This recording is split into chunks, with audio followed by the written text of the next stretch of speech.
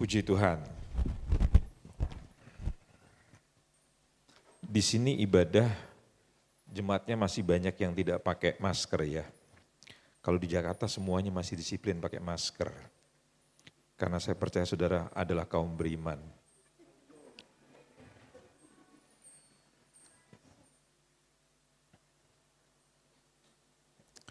Dua Timotius 2 ayat yang keempat. Kita akan mulai dari ayat itu 2 Timotius 2 ayat yang keempat. Kalau sudah dapat mari kita baca sama-sama dengan suara yang keras 2 Timotius 2 ayat yang keempat.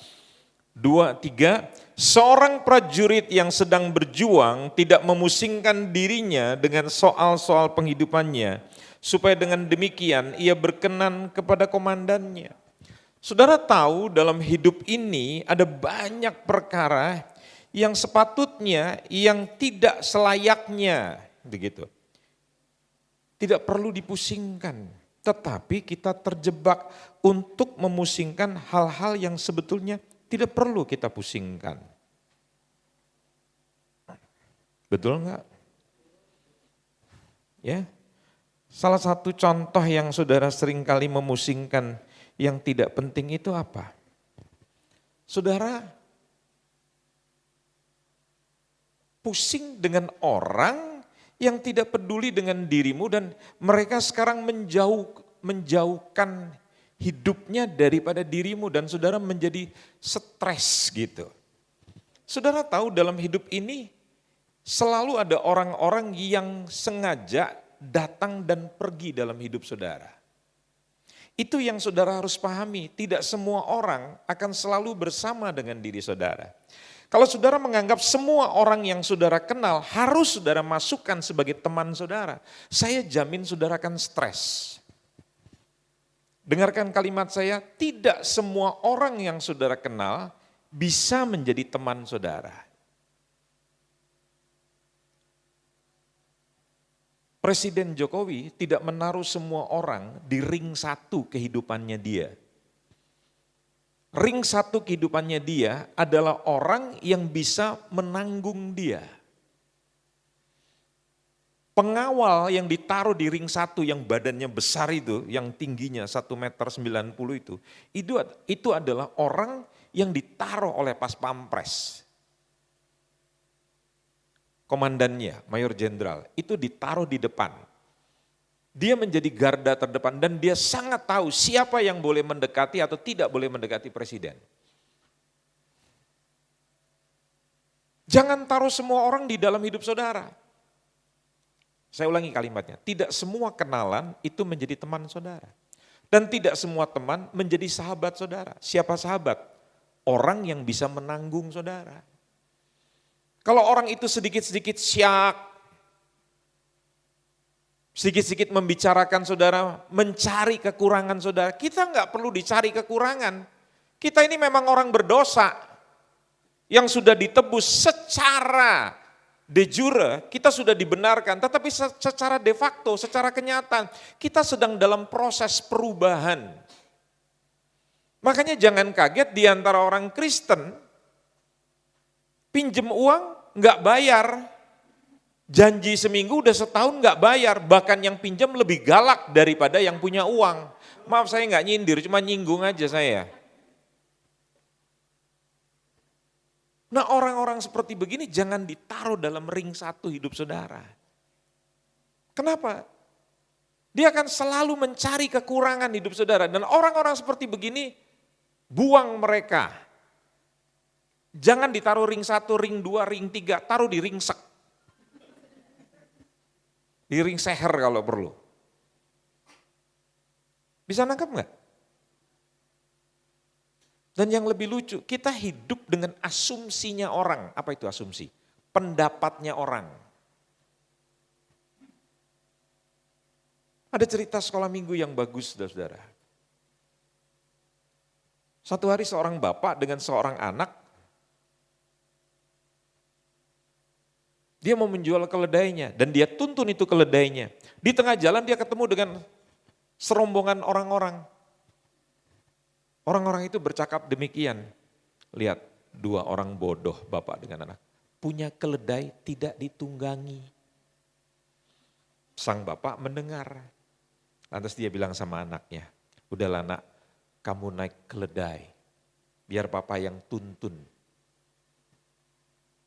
Akhirnya anaknya naik keledai, bapaknya tuntun keledai. Di tengah jalan ketemu rombongan ibu-ibu tua. Yang sekarang duduk di sebelah kanan saya ini. Mereka bilang begini, anak-anak zaman sekarang itu mentang-mentang baru bisa main musik. Orang tua tidak dihargai. Coba lihat anak zaman sekarang, dia enak-enakan naik keledai, bapaknya disuruh nuntun. Memang anak spesial, anak sial katanya.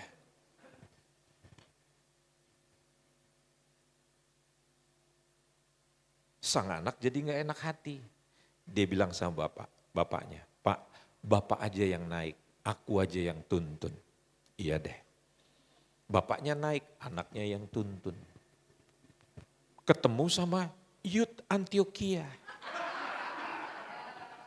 Bapak gak tahu diri. Udah tua bangka begitu enak-enakan naik keledai, anaknya yang masih SMP disuruh nuntun keledai. Bapaknya bilang salah lagi. Udahlah kita naik berdua aja nak katanya begitu. Keledainya dinaikin berdua. Di tengah jalan ketemu dengan pecinta keledai. Gila nih anak sama bapak. Mati tuh keledai. Masa keledai begitu kecil dinaikin? Enggak punya peri kebinatangan katanya begitu. Bapak sama anak ini akhirnya enggak enak hati. Akhirnya keledainya digendong saudara-saudara. Kenapa? Karena dia berusaha hidup dengan pendapat orang yang relatif. Pendapat manusia, asumsi manusia itu tidak ada yang sama. Nah kalau saudara hidup dengan pendapat banyak orang, saudara gila.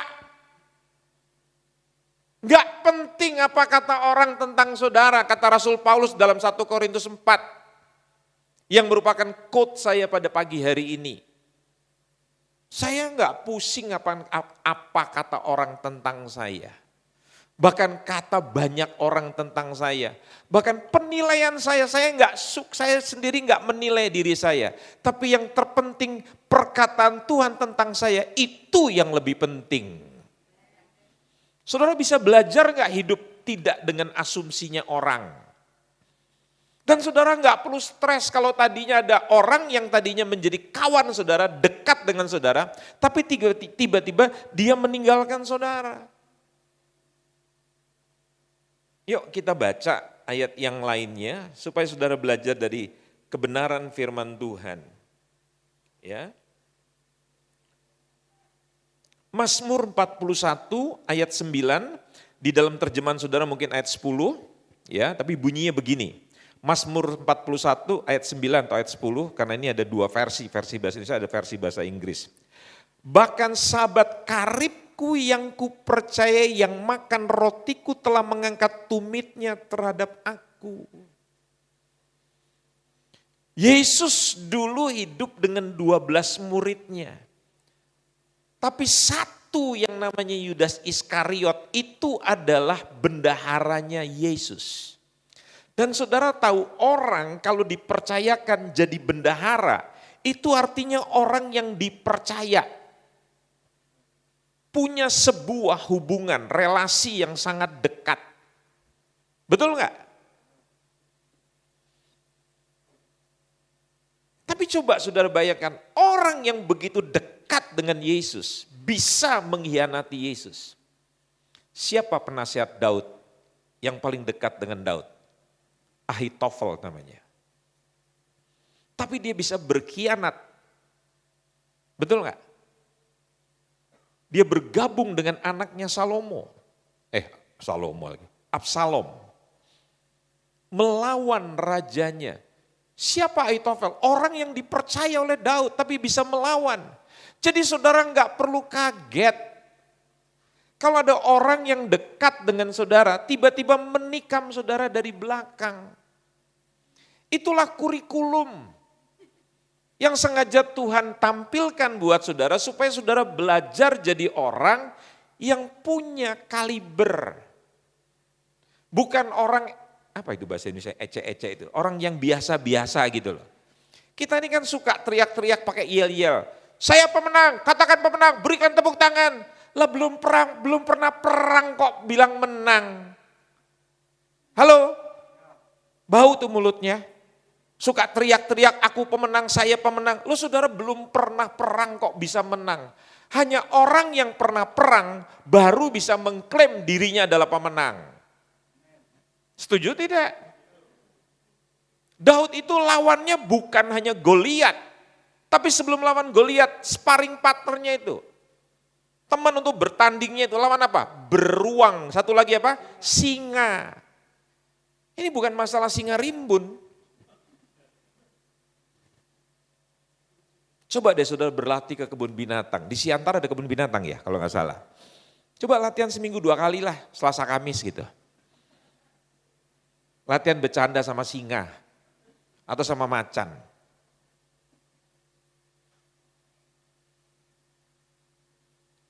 Izin bang, saya mau latihan Muay Thai.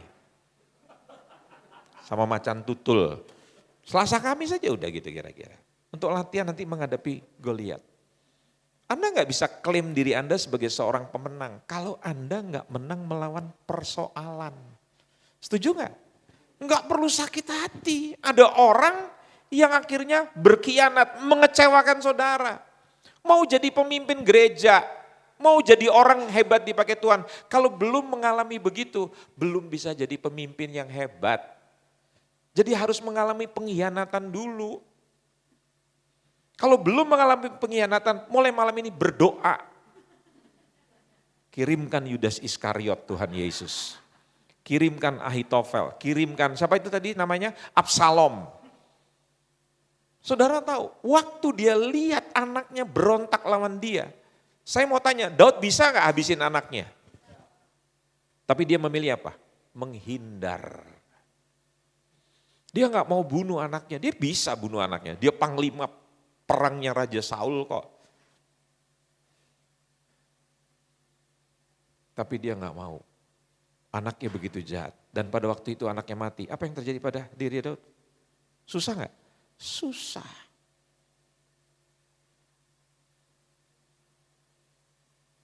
Jadi pesan saya malam ini apa? Anda nggak perlu pusing dengan orang yang hit and run, datang dan pergi dalam kehidupan saudara.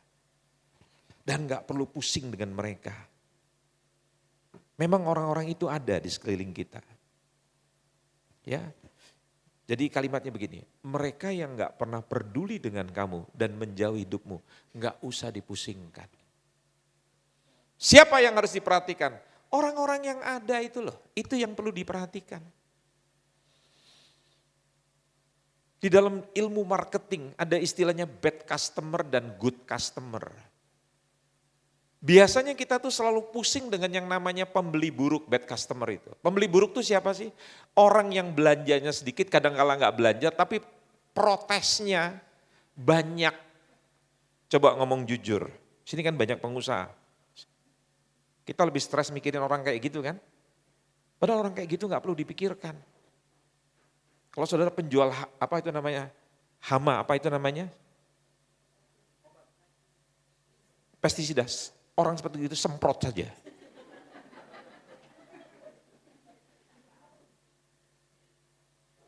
Artinya apa? Orang seperti itu nggak perlu dipikirkan. Yang saudara perlu pikirkan itu siapa? Good customer, pembeli baik. Siapa itu pembeli baik? Sering belanja, belanjanya banyak. Kalau komplain itu cuma sedikit, bahkan tidak pernah komplain, tapi belinya banyak. Tapi kan saudara nggak pernah perhatikan pembeli-pembeli baik seperti begini. Yang saudara pusingkan apa di dalam gereja? Sama kan? Orang-orang yang selalu protes. Masa pemimpin pujiannya pakai baju hitam? Emang ini acara kematian? Ada aja kan?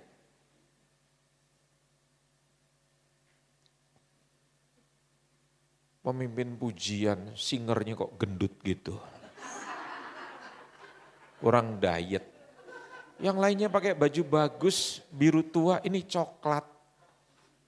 Mana celananya bolong lagi. Pasti ketemu aja saudara-saudara. Orang itu yang nyanyi itu bagus seperti pemimpin pujiannya masih muda. Jangan singer yang di belakang itu, yang gendut itu loh, itu gak cocok itu. Udah dekat sama panggilan Tuhan itu. Ayo ngomong jujur, stres gak saudara dengerin orang seperti begitu? Stres gak? Yang salah siapa? Saudara yang salah, karena saudara gak punya pengetahuan, gak punya ilmu. Orang kayak gitu kok dipikirin, didengerin. Dunia aja punya filosofi yang bagus, anjing menggonggong, Pak Indra jalan terus. Biarin gue gini-gini nih anggota Mataram. Manis tanpa rambut, kan gitu kira-kira. Jangan saudara pikir saya gak berani lepas topi. Bintang film termahal di dunia sekarang itu adalah anggota klub kami saudara. Ya, Jason siapa itu namanya? Nah itu dia. Itu pengurus kelompok Mataram di Amerika saudara. Mahal. Makanya perempuan-perempuan belum nikah, pilihlah pria-pria yang seperti kami ini. Ya. Jangan saudara pikir laki-laki jantan tuh punya bulu dada. Ya. Pilih aja monyet, monyet kan bulu dadanya lebih banyak. Ya. Yang kedua, jadi mereka yang tidak peduli dengan dirimu dan menjauhi dirimu, enggak usah dipusingin. Yang kedua, yuk kita baca di dalam 2 Korintus 10 ayat yang ketiga kalau tidak salah. Kalau tidak salah artinya apa? Benar. Memang kami masih hidup di dunia, tetapi kami tidak berjuang secara duniawi. Yang tidak perlu Anda pusingkan standar dunia yang memang berbeda dari standarnya Tuhan.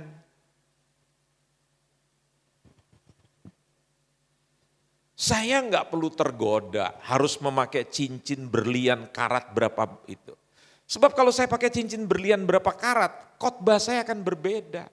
Ada 3 perkara saudara-saudara.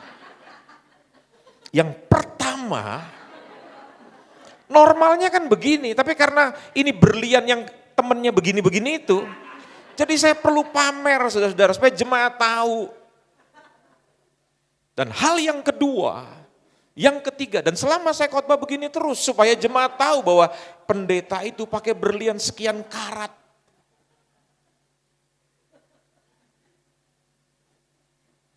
Jadi pendeta itu susah. Ya. Pakai cincin dibicarakan, tidak pakai cincin dibicarakan. Sekarang pendeta saudara pakai gelang, dibicarakan. Ada yang bertanya kemarin di Jakarta, itu gelang seperti Pak Andreas yang berwarna hitam itu di Senayan City harganya jutaan rupiah.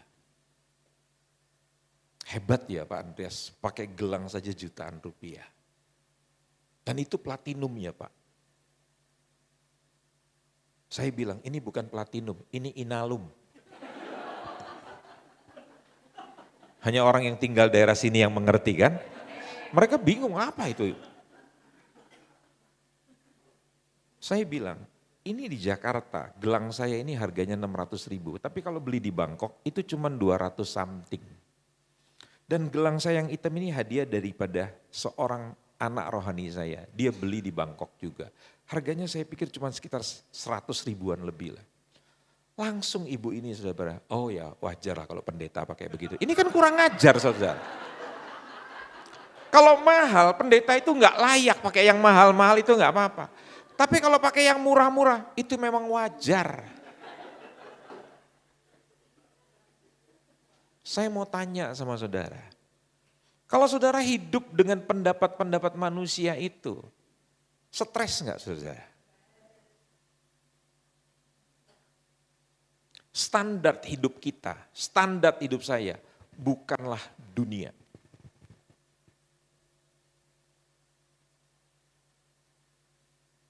Saudara mesti pakai handphone bermerek namanya Oppo. Tapi saudara tidak bisa menggunakan. Hanya dipakai untuk foto dan kirim WA. Kenapa mesti pakai Oppo? Rapopo juga gak apa-apa. Bisa ngerti saudara? Kenapa Anda mesti beli bermerek yang ada gambar apelnya? Kedongdong juga gak apa-apa saudara. Ingat gak pandemi kemarin? Kemana-mana disemprot. Saya waktu ke Nias. Pertama kali mendarat di Pulau Nias. Itu enggak main-main saudara. Bukan tasnya disemprot, orangnya disemprot.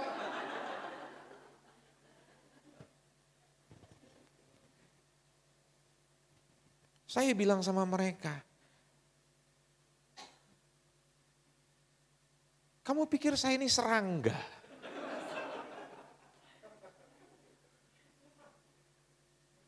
Saya ini pendeta. Dan istri saya sudah mati. Tetapi saya tidak takut dengan kematian. Dan saya tidak bawa virus. Saya punya surat kesehatan bebas penyakit. Saya bukan pakai antigen. Zaman itu kalau mau terbang masih pakai PCR saudara. Dan sekali PCR itu bukan seperti sekarang 275. Itu masih jutaan rupiah. Dan saya bilang, kalau kamu semprot saya balik naik pesawat. Ya, dia nggak berani. Akhirnya saya masuk. Yang disemprot itu adalah tas saya. Orang itu kalau lack of knowledge, kurang pengetahuan, jadinya ngaco begitu. Ngapain orang disemprot? Saya bilang nanti saya mandi sekalian.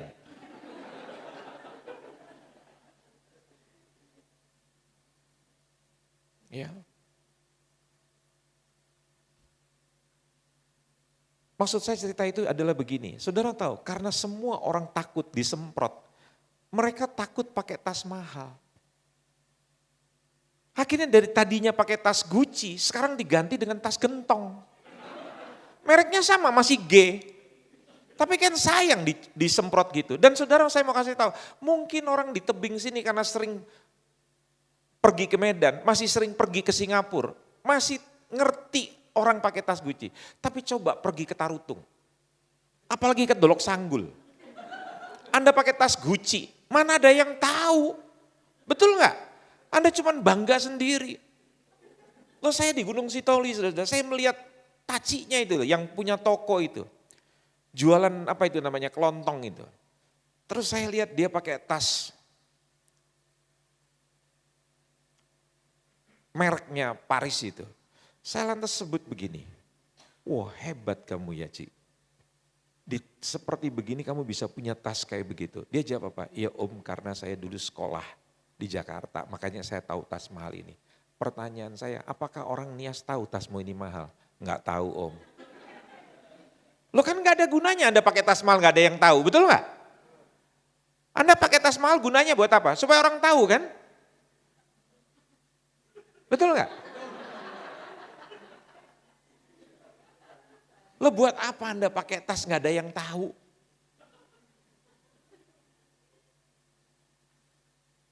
Kan gunanya filosofi dunia itu kan begitu. Anda pakai yang mahal supaya orang lain tahu.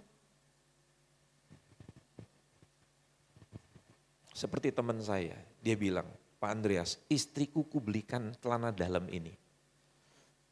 Saya coba dampingi dia. Begitu saya tahu harganya, jantungku tuh hampir bergeser saudara.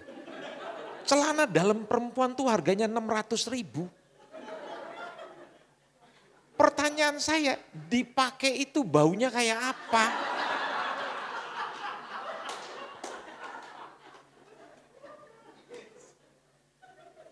Hah? Apakah ada yang tahu?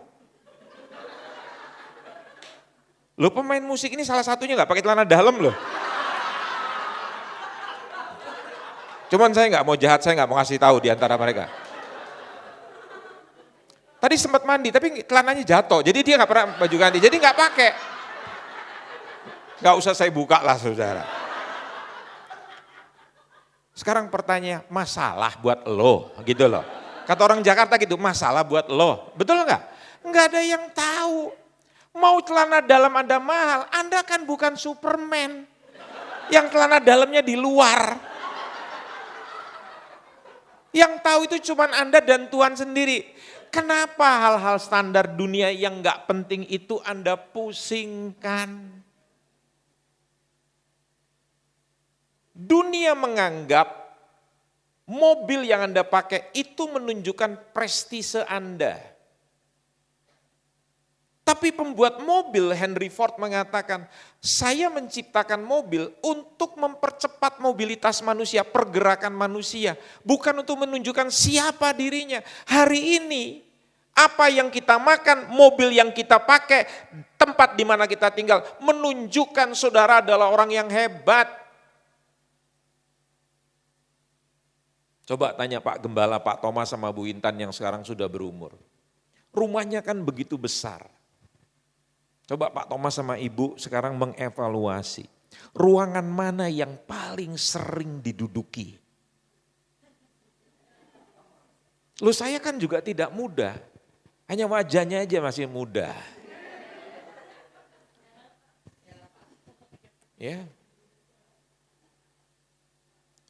Saudara tahu, saya bilang pada istri saya almarhum.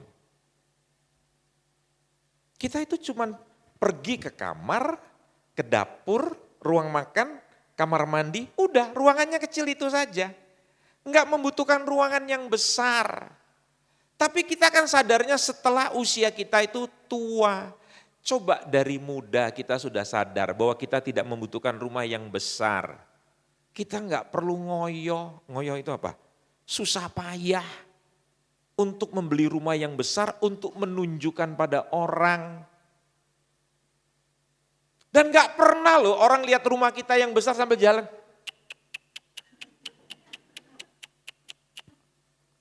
Saudara pikir manusia itu cecak sehingga lewat rumah saudara.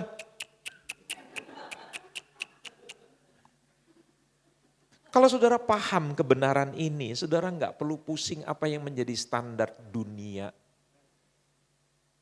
Nggak penting. Anda pakai jam tangan itu kan tujuannya apa? Menunjukkan waktu kan? Anda pakai jam tangan yang mahal, nggak ada orang tahu kok. Apalagi Anda hidup di Siantar, masih di pinggir lagi, di Tiga Ras. Di kebun apa itu namanya? Teh Sidamanik. Mana ada yang tahu jam tanganmu itu mahal? Nggak ada yang tahu. Yang tahu itu cuma yang melek teknologi. Dan pertanyaan saya, jam yang mahal ini, saudara bisa gunakan apa tidak? Anda akan terkaget-kaget bahwa jam tangan ini canggihnya luar biasa, betul nggak? Tapi kita cuma taunya, lihat waktu. Kenapa? Karena kita cuma mau gengsi, mau dengar kata dunia. Itu loh, Anda memusingkan yang sebetulnya tidak penting, makanya Anda stres dalam hidup.